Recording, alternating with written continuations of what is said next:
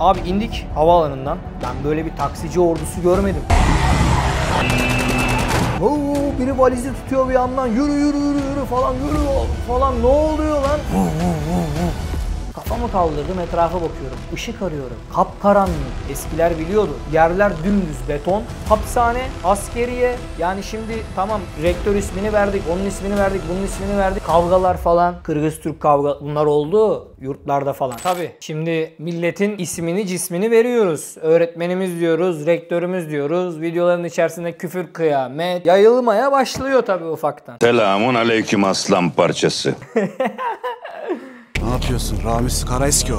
Bugünün ama konusu ilk geldiğin dönem. Hazırlık süreci. Uçaktan indin. Ben 18 yaşına kadar hiç ailemin yanından ayrılmamış biriyim. Bir anda aileme dedim ki ben Kırgızistan'a gidiyorum. Hayda.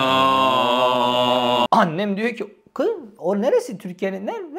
Babam diyor oğlum nerede o? Ulan benimle evlenir misin? Annem üzülüyor. Oğlum yapamazsın, oralarda edemezsin. Ana yüreği da her zaman bebeksin, çocuksun, rahmetli annem. Bir Fatiha okuyun. Hayatımda da uçakla uçmamışım. Bak hepsi bir ilk benim için. Lan uçakla uçmamışım. Ailemin yanından çıkmamışım. Bir anda 5500 kilometre yol bilmiyorsun, iz bilmiyorsun, dil bilmiyorsun. Hiç uçakla uçmamışsın. 5,5 saat uçacaksın. 5500 kilometre. Buf. İlk başta İstanbul'a gittim, Beşiktaş'a. Arkadaşımın yanına, Barış Namlı. Evlendi kendisi. Tanrı mutlu mesut eylesin. Gidemedik. Kırgızistan'ın bak işte sana bir eksisi. Düğün olur gidemez. Cenaze olur gidemezsin. Bağların kopuyor oradaki insanlarla. Mahalle bakkalım var. Adama diyorum ki abi motor hayırlı olsun. Fiyaka falan. Adam diyor ki kardeşim 6 ay oldu ben motoru alalı falan diyor. Eylül başı veya 10'u arasında bir gün geldim ben Kırgızistan'a. Tabi gelmeden önce biz Facebook'tan oradaki abileri falan buluyoruz. Gruplar falan var işte, yazıyoruz. Manas Üniversitesi öğrenciler, gruplar falan filan. Herkese abi çekiyoruz. Abi ben geliyorum abi. Abi nasıl oralar abi. Abi iyi misin? Abine sokayım. Abi indik havaalanından. Ben böyle bir taksici ordusu görmedim. Biri valizi tutuyor bir yandan, yürü yürü yürü yürü falan, yürü falan, ne oluyor lan? Her neyse bizi buldular. Geldim işte dostum, yüzün gülsün be. Yardımcı oldular. Mercedes Sprinter beyaz. Hemen bir sigara yaktık ama. Demin evdeydim. Eve götürün beni abi. Sigaramızı içtik, bindik. Minibüs gidiyor. Minibüste de böyle bir tekerlek rulman sesi var. Böyle yani. Zaten endişeliyim. Zaten içimde bir sürü ses var. Acaba nerede kalacağız? Acaba kimle kalacağım? Acaba nasıl olacak falan diye böyle bir düşüncelerdesin. Kafamı kaldırdım, etrafa bakıyorum. Işık arıyorum. Kapkaranlık. Havaalanı yolu. Eskiler biliyordur. Samanlık. Hiçbir şey yok. Şehir yok. Ulan dedik. Abi niye bizi tenha yollardan götürüyorsun? Sikecen mi? Sikeceğim, ne olacak? Biz Bayburt'u yazdık herhalde. Yanlış geldi uçak galiba falan, böyle bir tribe girdim. Her neyse böyle şehir yavaştan başladı. Etrafa bakıyorum. Çok yüksek binalar yok. Binalar eski. Sanki bir vintage efekti var ya. Bir retro efekti var dedim ya. Hani bu şehirde bir retro var. Geldik yurdun önüne arabayla falan tam böyle girdik yani. Arkadaşlar Almanya'ya hoş gelmişsiniz. Şükür kavuşturanı. Almanya'dayız. Ben elini öpeyim. Aman estağfurullah. Biz vazifemizi yaptık. Yurt binası eski. Orası zaten o arazi eski havaalanı arazisiymiş. O bina askeriyenin miydi? Lojman mıydı? Ben hala çözemedim. Şimdi o detaylara ben gireceğim. Bir anda abi 2 valiz, 1.64 adamsın. Hadi 6. kattasınız. 6. kata geçin. Oda numarası 60 veya 66. Yerler dümdüz beton. Hapishane, askeriye. Yani şimdi tamam, rektör ismini verdik, onun ismini verdik, bunun ismini verdik. Bu videolar yayılıyordur zaten. Gerçek neyse o abici. Ben bunu anlatıyorum. Yani benim terlemezsiniz ya. Çıktım abi 6. kata, yorgunum da. 5,5 saat yol almışım. O zaman Atlas Jet vardı. İlk yılı uçuşuydu. Harikaydı. Sonra konserve kutusu hava yolları hizmeti Pegasus'la atın tepesinde bizi götürüyordu. O da 6 kişilik bu arada. Yatak nevresimleri alacağımız yeri gösterdiler. Çamaşırhaneye falan indirdiler. Ben odadan içeri girdim.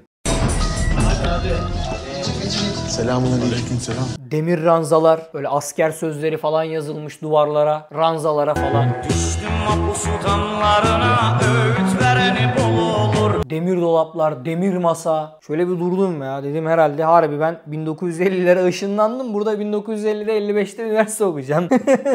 Öyle düşündüm. Eski yurda benim dönemimde kim girdiyse veya benden önceki dönemlerde kim girdiyse aynı hissiyatı eminim hissetmiştir bak. O gördüğün şey bak böyle orantıda. Ben üst katı seçtim hemen. Tık. Serdim nevresimi. Yorgunum. Bir dedim biraz kestireyim, uyuyayım. Kalktım. Bahçeye çıktım. Etrafıma bakıyorum. Sigara içiyorum. Abi bildiğim mozaik. İşte arsız velat stilleri, böyle kuyruklu saçlı olanlar, dövmeliler falan böyle. Dışarıda daha önceden manaslı olmuş abiler var böyle. Onlar böyle aksakal gibi o şey yapmışlar, böyle anlatıyorlar gençlere işte. Oğlum lokum dağıt arkadaşlara.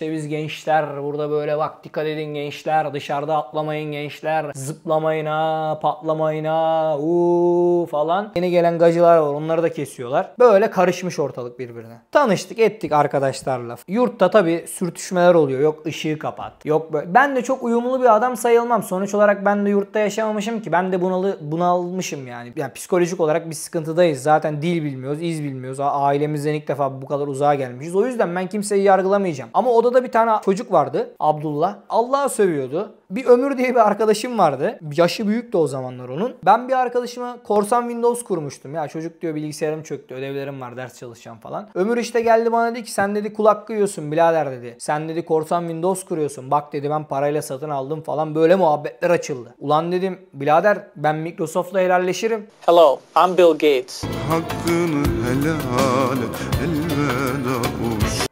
Abi ortam böyle yani. Zaten anasını satayım askeriye gibi bir düzen var. Ranzalara vuruluyor falan. Gece geliyor yurt müdürü kontrol ediyor. Arada sırada geliyor baskın yapıyorlar. Kalk dedin mi kalkacaksın? Temizleyin odayı. Onu oraya koymayın. Valizlerinizi işte dolapların üzerine koymayın. Aşağı kaldırın. Depoya gidiyorsun. Depoda yer kalmadı falan. Böyle bir kaos var. Yani o zaman bir düzensizlik vardı bak. Şu an eminim bunların hepsi düzeltilmiştir yani. Hepsi hazırlanmıştır. Ama bizde öyle bir düzen vardı. Kavgalar falan. Kırgız-Türk kavga bunlar oldu yurtlarda falan. Tabii ki üniversitenin politikası gereği bunların üzerinin örtülmesi lazım. Haklılık payları yok mu? Haklılık payları var birader. Zaten Rusya'sı bekliyor, Çin'i bekliyor, bilmem nesi bekliyor, Amerika'sı bekliyor, osu bekliyor, busu bekliyor, şusu bekliyor.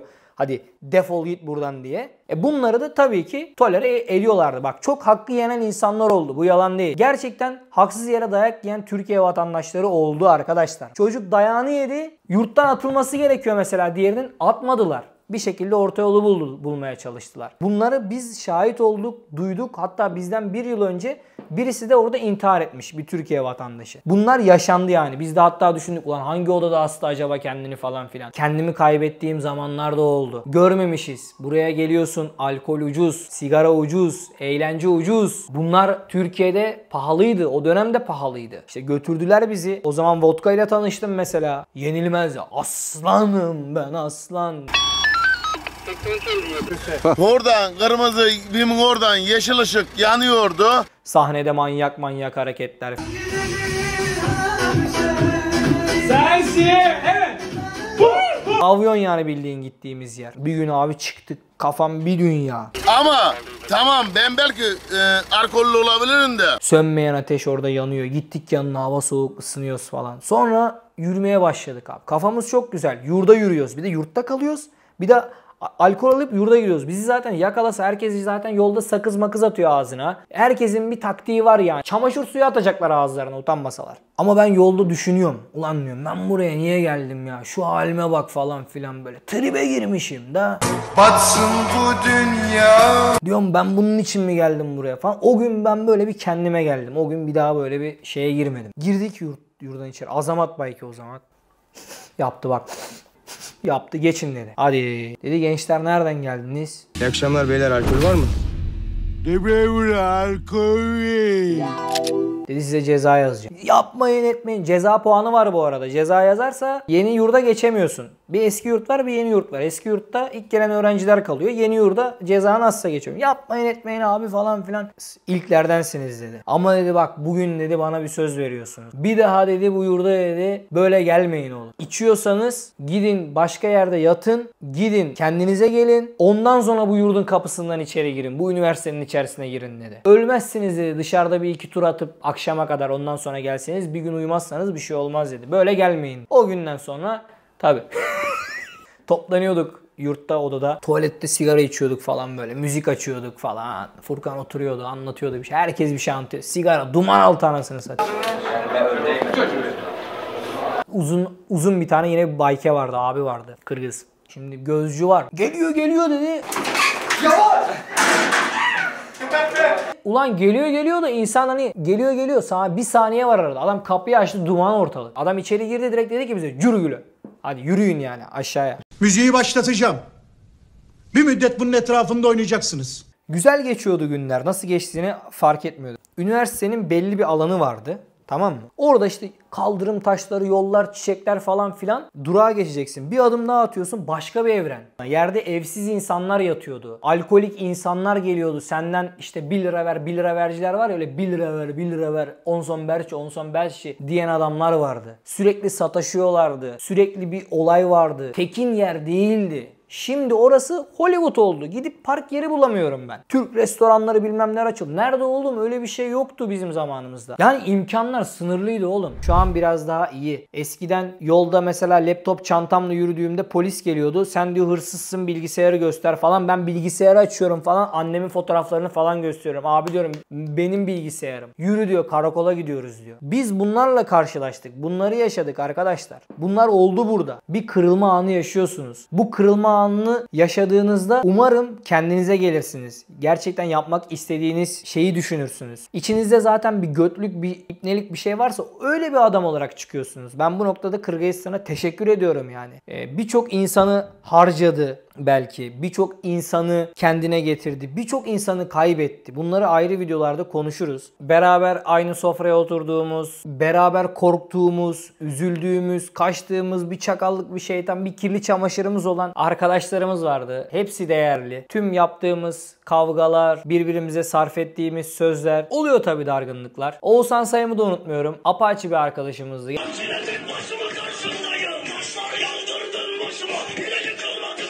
Geldiğinde böyle sarı kuyrukları falan vardı. Eğlenceli bir çocuk. Boş laf yapmayın.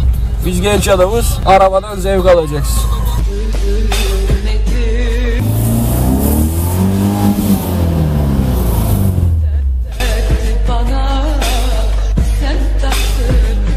Takılmayı seviyordu, geziyordu, dolaşıyordu. Burada kendisi ama görüşmüyoruz mesela. O adım atmaz, ben adım atmam. Ben buradan bir respekt atayım. Belki görüyordur, belki izliyordur. Güzel arkadaşlıklar, güzel dostluklar yaşadık, kurduk. Birçok hikaye var anlatılması gereken. Bunu diğer bölüme, yarına saklayalım. Zaten bu serinin adı Kırgızistan. Anılarımız. İnsan insan yapan zaten. Anılar. Anılar. Gözümde canlandı anılar. Arabesk modum da var bak. Öptüm sizi. Bugün çok üzücü bir gün arkadaşlar. Odamızın krasavçık balası, Sırgak Menen, Koçtoşovuz. Sırgak çok çalışkan belki. Ya Mırza nereye gidiyorsun bizi bırakıp ya, şu tabloyu. Şu tabloyu. Çaşlar, kaşlar. Video çekiyorum şu anda. Tam son kere seni şöyle yakından bir profilden bir alayım şöyle. Çok bakarız buna, özleyeceğiz bunu. El salla. El salla. Hadi arkadaşlar. Görüşürüz. Ya dostum gitme ya. Vallahi. Üzüldüm, uyulamacı yok, tamam.